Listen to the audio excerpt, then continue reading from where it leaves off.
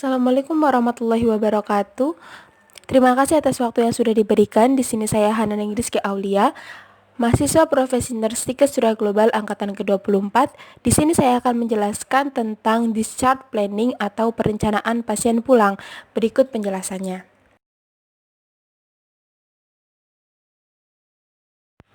Pengertian dari discharge planning atau perencanaan pasien pulang adalah serangkaian keputusan dan aktivitas-aktivitas yang terlibat dalam pemberian asuhan keperawatan yang kontinu dan terkoordinasi ketika pasien dipulangkan dari lembaga pelayanan kesehatan, dalam hal ini adalah rumah sakit.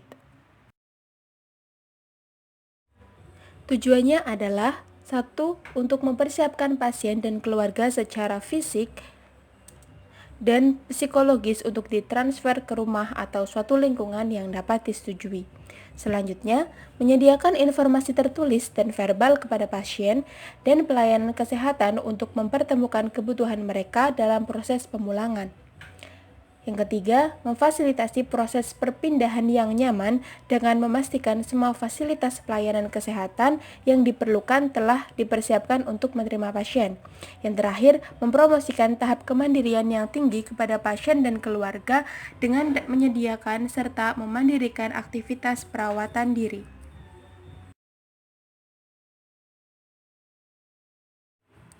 Manfaat yang diperoleh dari discharge planning adalah yang pertama, untuk mempersiapkan pasien dan keluarga secara fisik dan psikologis untuk ditransfer ke rumah atau ke suatu lingkungan yang dapat disetujui. Selanjutnya, menyediakan informasi tertulis dan verbal kepada pasien dan pelayanan kesehatan untuk mempertemukan kebutuhan mereka dalam proses pemulangan. Yang ketiga, memfasilitasi proses perpindahan yang nyaman dengan memastikan semua fasilitas pelayanan kesehatan yang diperlukan telah dipersiapkan untuk menerima pasien. Yang terakhir, mempromosikan tahap kemandirian yang tertinggi kepada pasien dan keluarga dengan menyediakan serta memandirikan aktivitas perawatan diri pasien.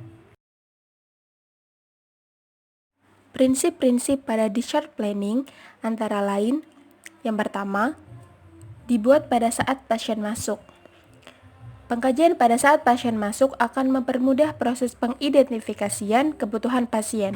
Merencanakan kepulangan pasien sejak awal juga akan menurunkan lama waktu rawat yang pada akhirnya akan menurunkan biaya perawatan. Yang kedua, berfokus pada kebutuhan pasien. Perencanaan pasien pulang tidak berfokus pada kebutuhan perawat atau tenaga kesehatan, atau hanya pada kebutuhan fisik pasien.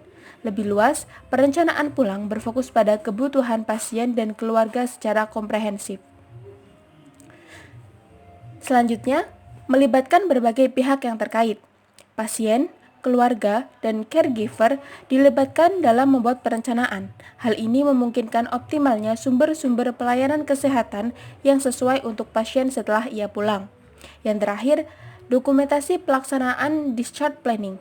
Pelaksanaan discharge planning harus didokumentasikan dan dikomunikasikan kepada pasien dan pendamping minimal 24 jam sebelum pasien dipindahkan. Selanjutnya, komponen yang harus ada dalam discharge planning antara lain adalah: yang pertama, identifikasi dan kaji apa kebutuhan pasien yang harus dibantu pada discharge planning. Yang kedua, kolaborasikan bersama pasien, keluarga, dan tim kesehatan lainnya untuk memfasilitasi dilakukannya discharge planning. Selanjutnya, mengajarkan kepada pasien dan keluarga tentang strategi pencegahan agar tidak terjadi kekambuhan atau komplikasi. Yang keempat, rekomendasikan beberapa pelayanan rawat jalan atau rehabilitasi pada pasien dengan penyakit kronis. Yang terakhir, komunikasi dan koordinasikan dengan tim kesehatan lainnya tentang langkah atau rencana dari discharge planning yang akan dilakukan. Prosedur discharge planning.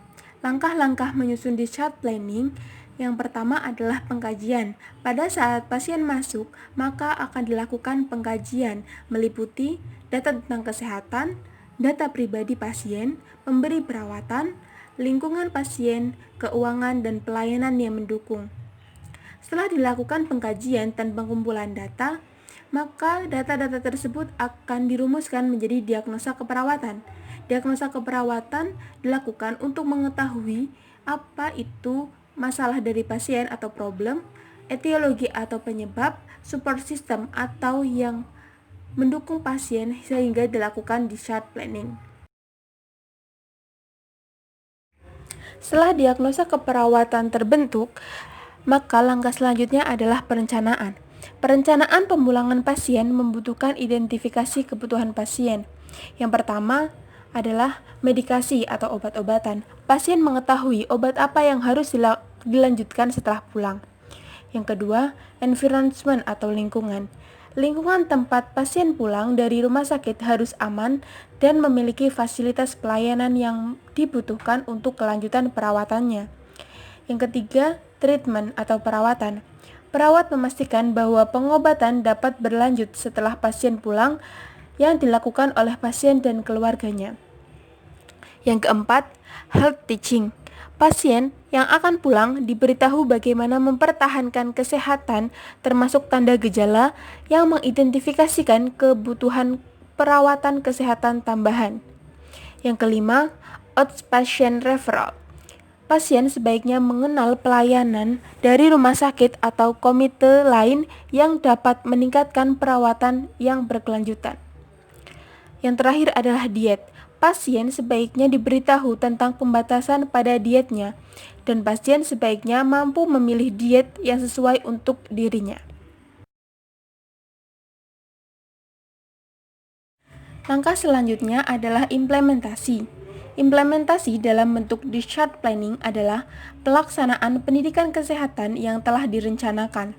Pendidikan kesehatan yang diberikan didokumentasikan pada catatan perawat dan ringkasan pulang atau discharge summary. Pendidikan kesehatan dapat juga dilakukan dengan demonstrasi dan atau diberikan instruksi tertulis untuk memudahkan memahami serta dapat diimplementasikannya pada saat di rumah. Prosedur terakhir dari discharge planning adalah evaluasi. Setelah tadi dilakukan pengkajian, penegakan diagnosa, perencanaan atau intervensi, implementasi, dan sekarang dilakukan evaluasi. Untuk menilai keberhasilan program rencana pemulangan itu dilihat dari 6 variabel. Yang pertama adalah derajat penyakit, yang kedua adalah outcome atau hasil yang diharapkan dari perawatan, yang ketiga adalah durasi perawatan yang dibutuhkan, yang keempat adalah jenis-jenis pelayanan yang dilakukan, selanjutnya adalah komplikasi tambahan, dan yang terakhir adalah ketersediaan sumber-sumber untuk mencapai pemulihan.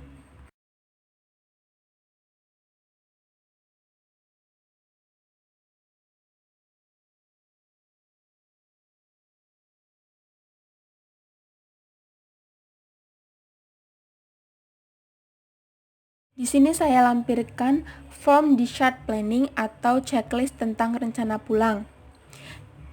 Ini adalah contoh dari checklist rencana pulang dari salah satu rumah sakit.